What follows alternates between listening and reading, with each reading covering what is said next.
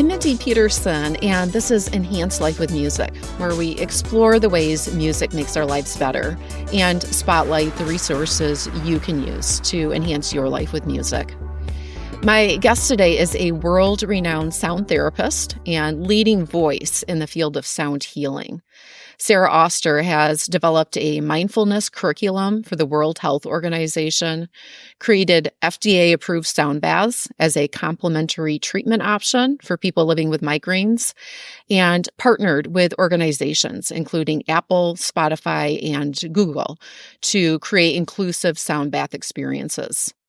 Sara is the author of the book Sound Bath: Meditate, Heal, and Connect Through Listening. Welcome to Enhance Life with Music, Sara. Hi, Mindy. Thanks so much for having me. It's great to have you here. Sara, you started facilitating sound baths before most of us had even heard of the term. In the last 10 years, maybe, the concept has definitely become somewhat more familiar, if not mainstream. And I actually had a friend who just recently posted on social media about sound baths and sound healing.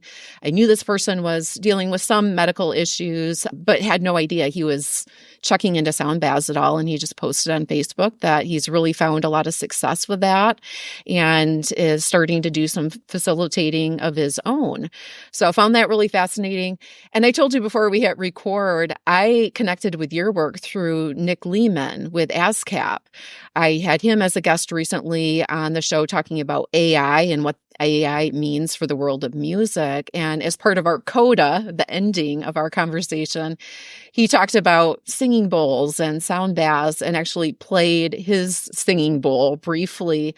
And I was so intrigued by that. And he subsequently sent me your information. And when I saw all of the offerings that you have, I was just really fascinated. So I'm thrilled to have you here. But starting out, for listeners who maybe aren't so familiar with what a sound bath is, can you just explain what a sound bath is? Yes, absolutely. And to your point, 10 plus years ago when I started facilitating sound baths, I feel the shift in this way. When I would meet somebody new and tell them what my work was, and they would say, "Oh, that's so interesting. What is a sound bath, or what is sound therapy?" Flash forward to 2024, if I meet somebody new and I introduce myself and my work, very often now the response is, "Oh my gosh, I love sound baths." Okay, so has that been there's been a shift. Yeah, was it a gradual shift, or was there some event that really sparked a huge interest in this? It's definitely, from my perspective, been a pretty rapid entry into the mainstream starting, about maybe 7 or 8 years ago. Okay. So you were really a pioneer in this, and you've gotten lots of experience explaining what a sound bath is. So what's your kind of elevator speech of just explaining the concept? Yeah, it's often my role to introduce the experience to new audiences.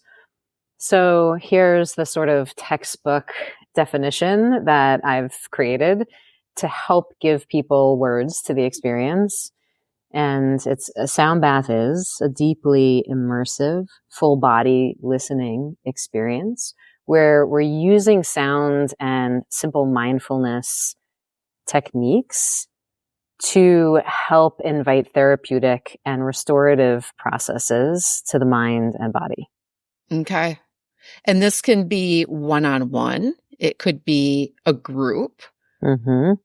I think you said on your website or in your book, you've had up to 10,000 people at a time in one of your sound baths. Yes. One-on-one, in a group, up to 10,000 or 10, in an arena, on a boat, in a plane, in a museum, in a hospital, all different kinds of contexts. And that has been the driving force behind my work and wanting to make it even more accessible, is sort of bringing the experience into these non-traditional or unexpected places. And some of those unexpected places can bring in overlap. And you talk in your book quite a bit about this, where you collaborate with other people, whether it's the olfactory sense with the sense of smell, or the visual aspects of light and how light and sound interplay. So that's really interesting, and a whole rabbit hole I'm sure we could go down to, but I want to try to discipline myself to stick to the basics here. Your book, I loved your book. You include a quote by Nikola Tesla in the book. He says, if you want to find the secrets of the universe, think in terms of energy, frequency, and vibration. So tell us, what is it about energy, the frequency, the vibrations of sound that facilitate healing? Why are sound baths so healing, or how do they heal us? And, knowing that we're in the presence of potentially a lot of musicians or people who are interested in music in general, we all understand that sound affects us on many levels, on a physiological level, on a psychological level, emotionally, and spiritually. So knowing that to be true, then we can take sound and use it as a tool to enhance our healing and well-being in all of those areas.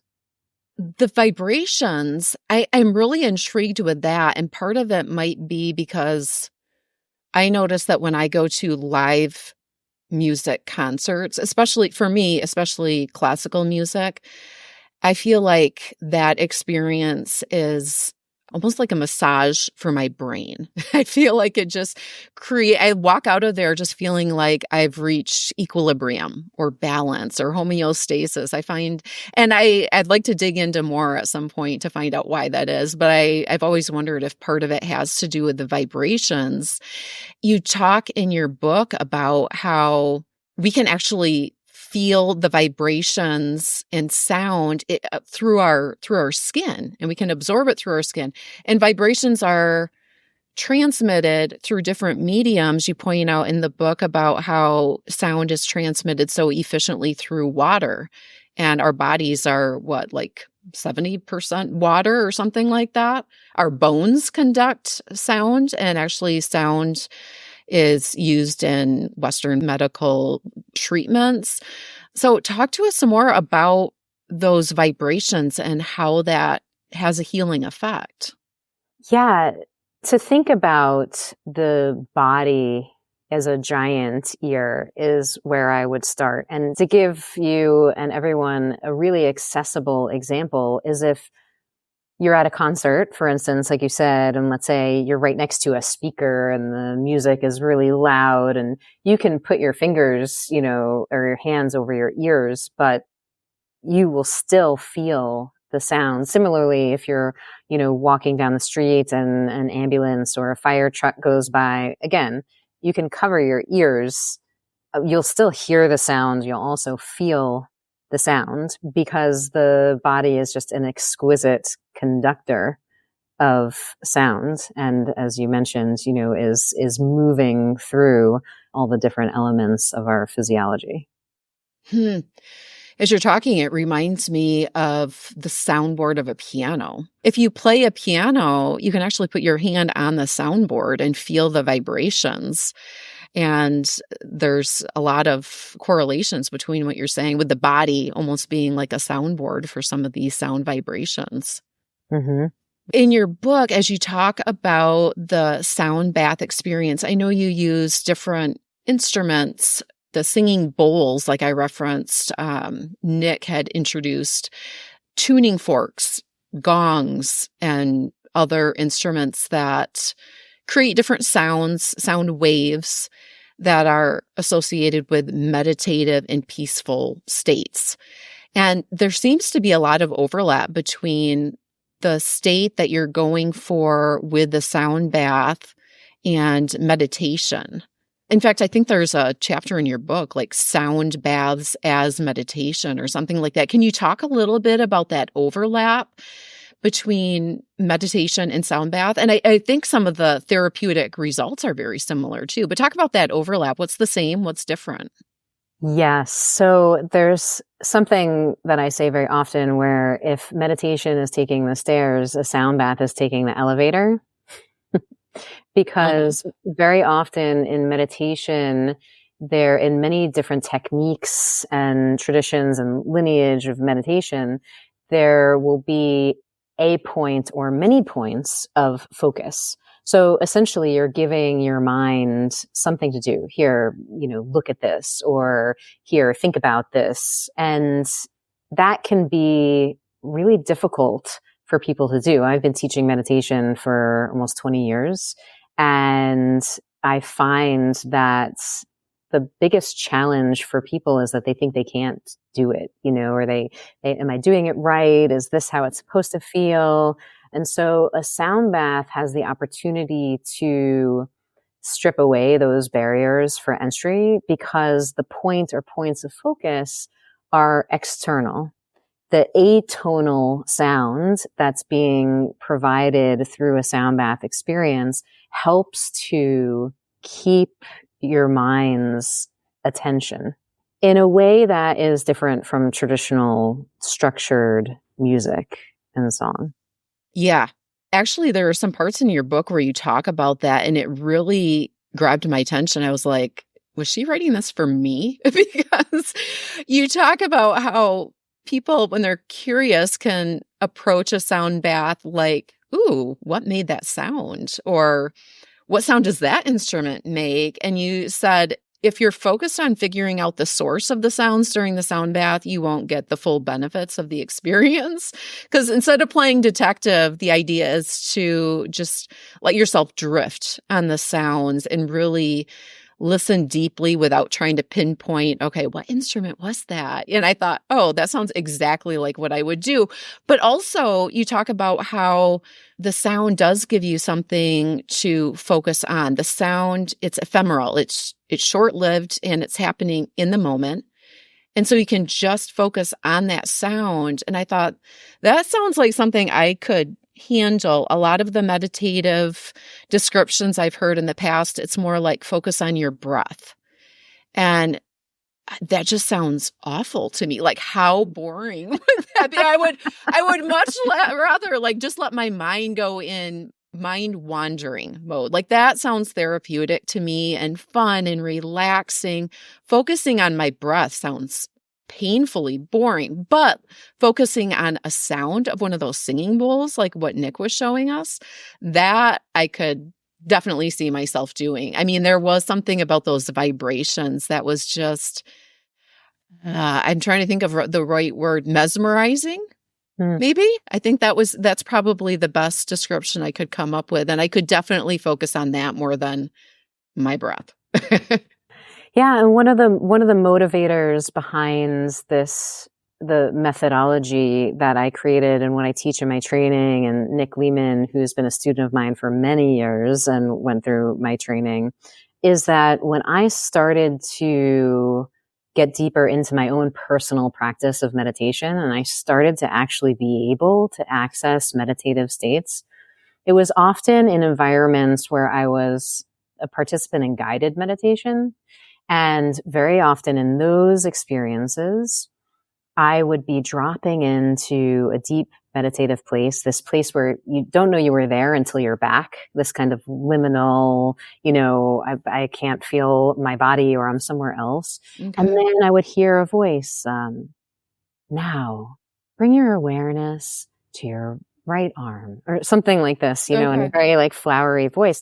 And it would pull me out of the meditative state. And so this is how I started to think about sound in a meditative way, that sound could give the spaciousness for the participant to access a meditative state without very specifically guiding awareness, the way that guided meditation is often presented with vocal guidance. Do you understand? Like what you were saying about bringing focus to your breath, now count your breath, and all of those can be very useful tools. except to a person who might have anxiety around controlling their breath and they don't know how to do it or Okay. yeah. Okay. So then Interesting. the sounds being played in a sound bath can often just provide a container for your mind to wander more freely. Yeah. Well, and I know you've talked too about how the sound that's coming from the instruments isn't really strictly music. And that's another thing that really helps facilitate this experience, especially for people like me who can just start playing detective. For people like me, music has melody and harmony and rhythm and arrangement, and you're thinking about form and things like that. And the sound bath, it's much less structured sounds. And so you can just listen without analyzing, listen without judgment, and really just experience rather than analyzing.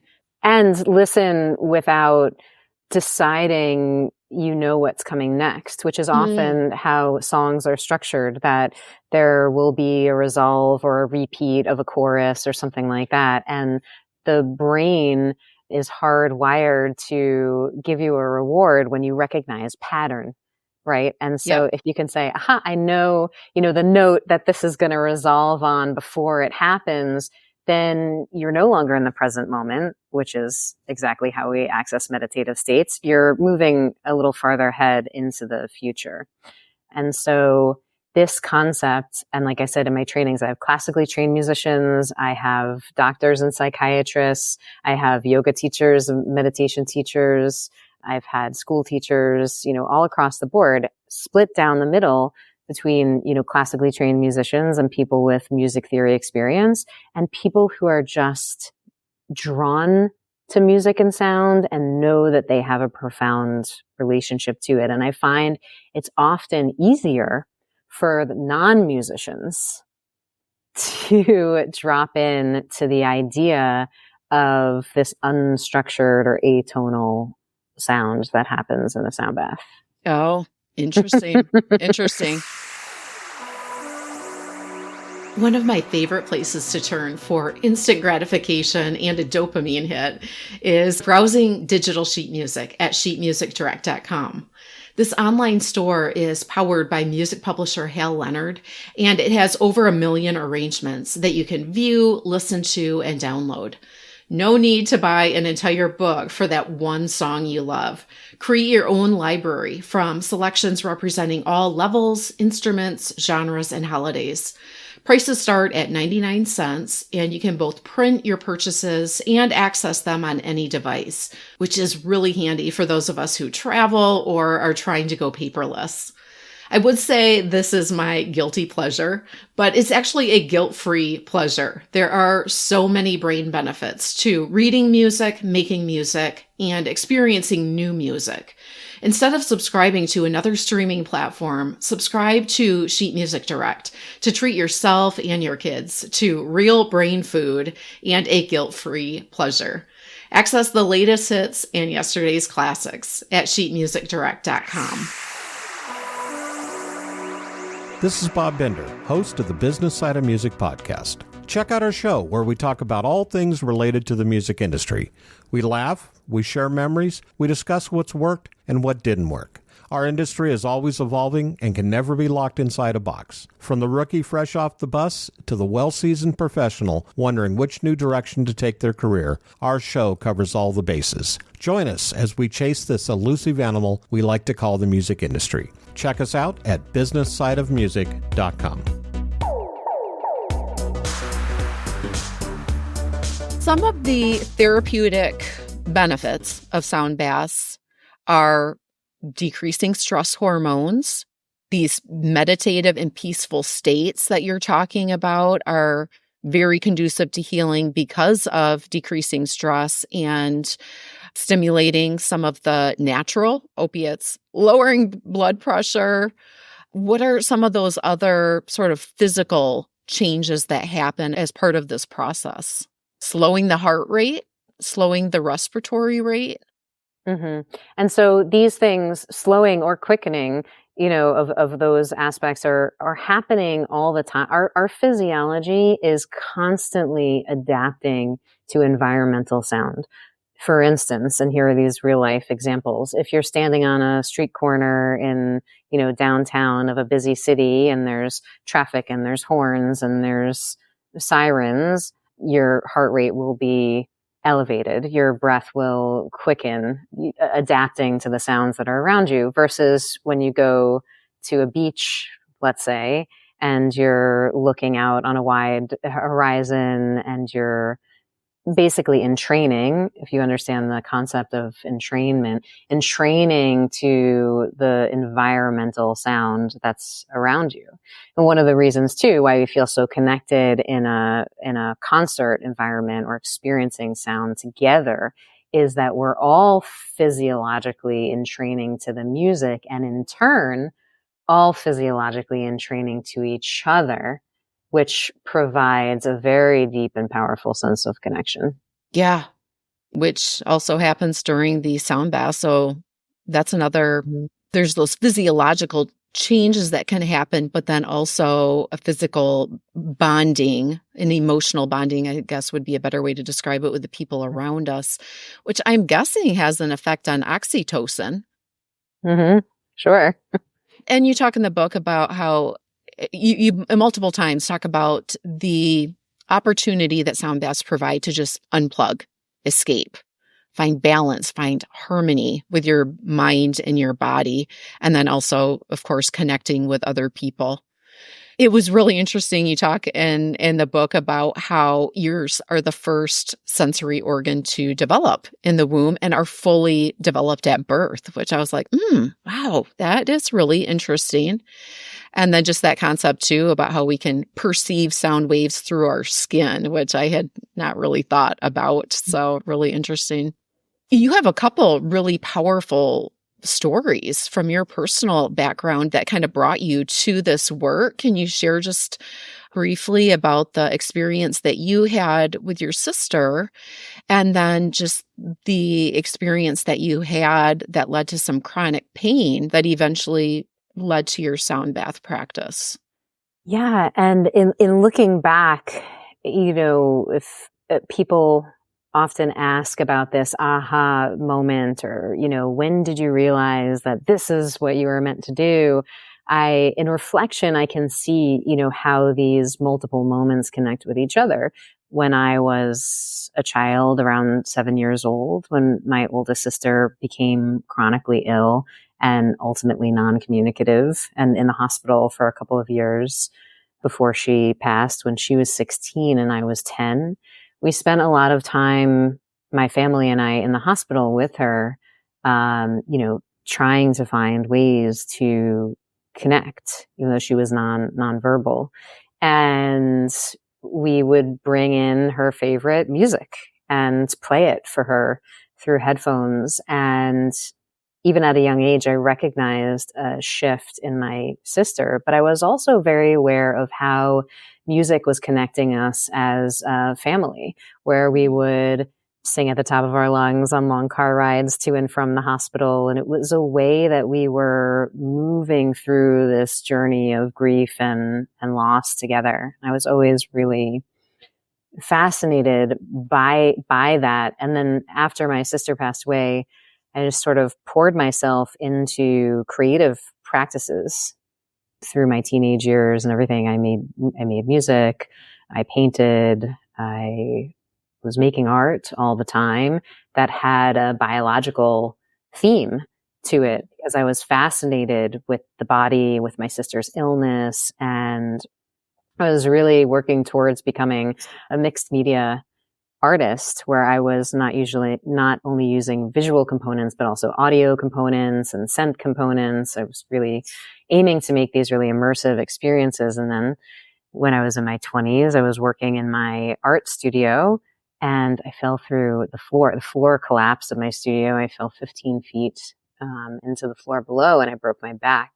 And so what was really interesting about those pivotal moments is that all of my interest in the body, how it works, how it fails us, got kind of flipped. The lens was flipped back onto myself. How does my body work? How does my body heal and fail and experience pain? And that's when I really started to explore different healing modalities. It's just to become a great experimenter myself in my own healing journey. Hmm. With the sound baths that you facilitate, what are some examples of responses that people may have to the sound bath experience? It sounds like it's very individual, and you could get a wide range of responses from a very peaceful meditative state to moments of discovery, personal discovery about yourself as you become introspective, or healing or transcendent experience. So tell us about some of the responses that people may have to the sound bath experience. Yeah, you certainly hit on a few of the categories, which is some people find an experience to be deeply relaxing. Some people, when given the spaciousness to allow things to arise, find it to be deeply emotional and or cathartic and moving through moments of pain and grief. Other people are just completely surprised, through those feelings of discovery, of, visions coming up or ideas coming through. And the range is really, really wide. And it all depends on, there are many variables in people's personal experience, meaning it's how you're showing up that day combined with, the improvisational nature of the sound that's being played, combined with the other people in the room, combined with the room itself. Where are we and what is the environment like? So when people have an experience that is new to them or they're curious, very often people will say, "Oh, I felt blank." Is that normal? Whether it's, relaxed or elated or emotional or they cry, is that normal? And I would say, that it's really the experience of participating in a sound bath like this. It can be cumulative and it can be so varied from experience to experience that I encourage people to continue to come back and continue to arrive with a curiosity for what might come up, because it really can be different every time. Wow. Yeah. You have some recordings that are available. Tell us about the recordings that you have the book, you have the recordings. Tell us about your recordings and then some of the other offerings that you have as well. I know there's a lot of information on your website. Yeah, thank you. The biggest request that I've had over the 12 plus years that I've been facilitating sound baths is, people have these transformative experiences and then at the end of an in-person experience say, how do I do this again? When's your next one? Or when are you coming back to Luxembourg? Or, I travel quite a bit for work. And so over the years, I've attempted to create, different live recordings that would draw people into something that could be as similar to the in-person experience. And I've created vinyl records and, all different types of recordings like that. And then my newest offering is Pause and the Pause app. Yeah, And tell us about that.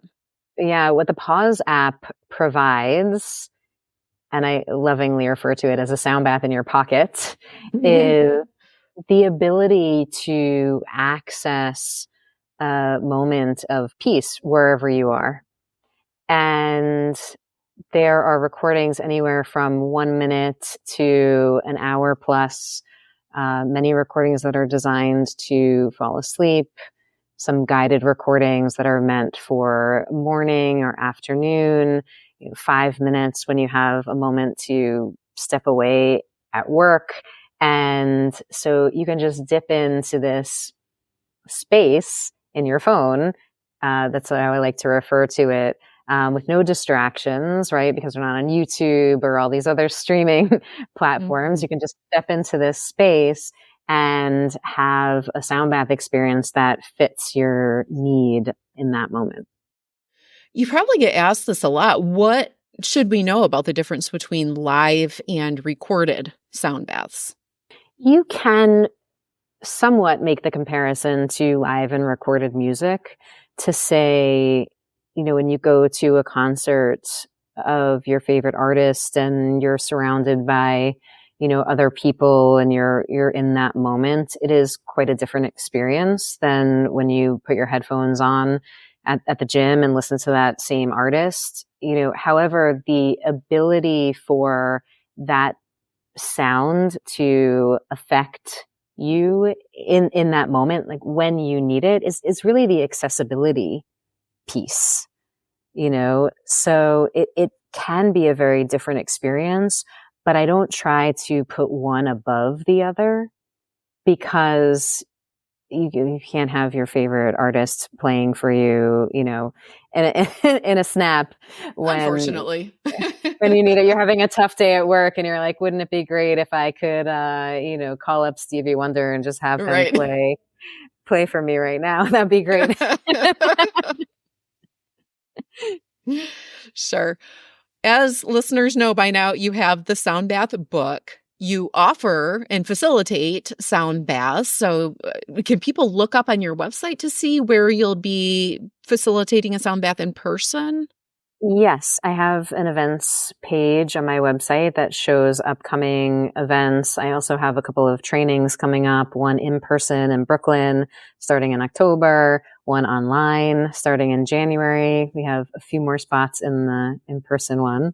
And for those trainings, actually, I would encourage anyone with a curiosity around the subject to join, like Nick. We're coming back to him as a perfect example. Yeah. Full-time Shout out job. to Nick. shout out to Nick Beeman, working, as a full-time, who has a full-time employment at ASCAP is, it's more as like an aside interest and passion, of his. I've had CEOs of business leadership companies taking my training, not with the intention to say, now I facilitate sound baths, but to have a deeper understanding and connection of their own relationship to sound and listening and being able to figure out how to integrate it into the work that they're already doing.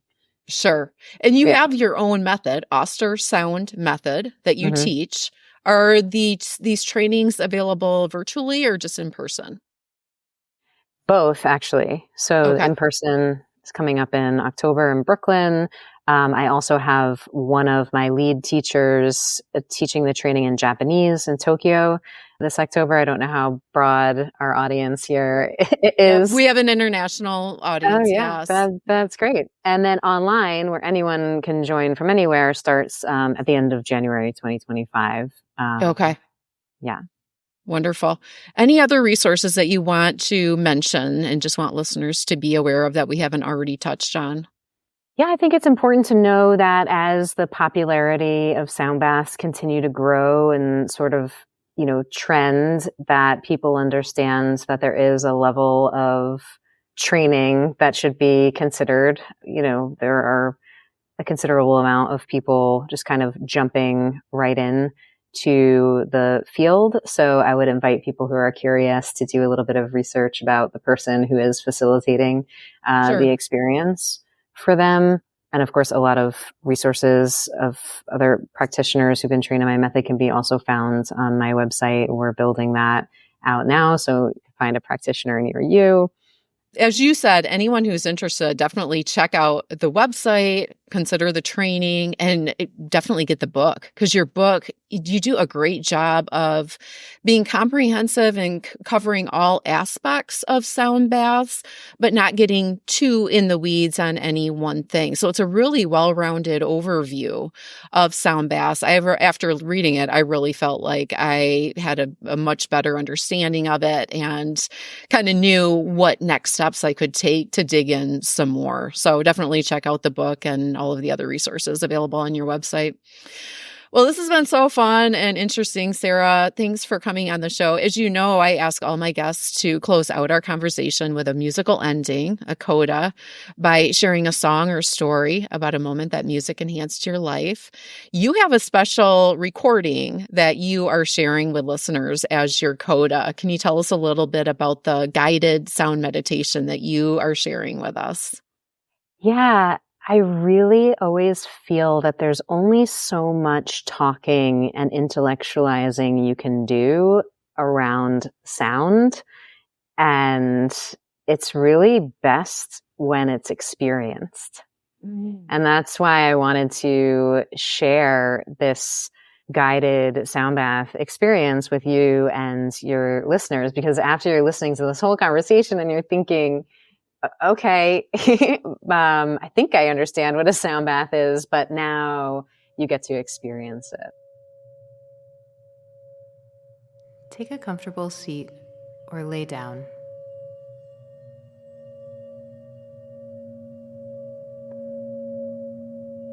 Allow your body a moment to relax and settle.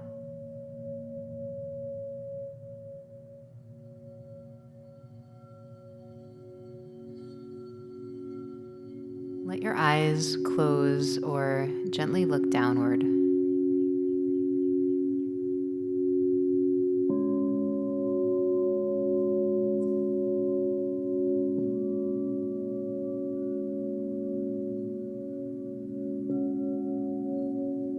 Softly bring your awareness to your breath.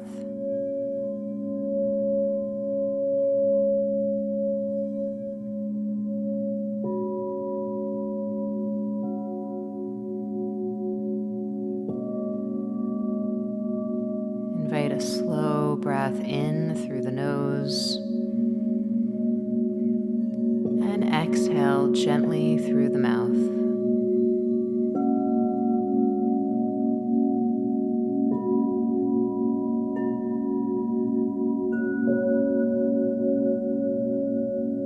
Now begin to listen attentively to any sound that arises. If a thought comes into your head, let it rise up like the sound of a car going by, and then let it fade away. Simply come back to listening.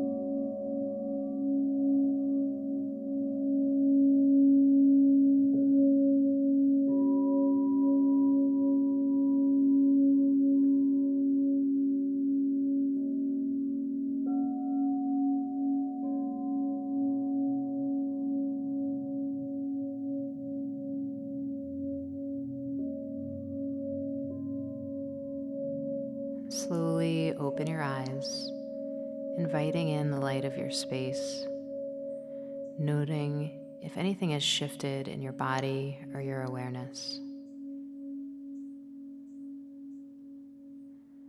Thank you for listening. Thank you so much to Sara for sharing that sound bath experience with us and for all she does to enhance lives with sound. There are links in the show notes to many ways you can connect with Sara and her work, including her book, recordings, and the Pause app. Thanks again to Nick Lehman for introducing me to Sara's work. Nick is Executive VP and Chief Strategy and Digital Officer for ASCAP. I'll include a link in the show notes to my conversation with Nick on the topic of what AI means for the world of music. You'll also find a transcript of today's episode, a screenshot of Sara and me on our call, and links to related episodes you may enjoy. You can always connect with me on email, mindy@mpetersonmusic.com, Facebook, Instagram, X, or LinkedIn. Thank you so much for joining me today and for sharing the show. Until next time, may your life be enhanced with music.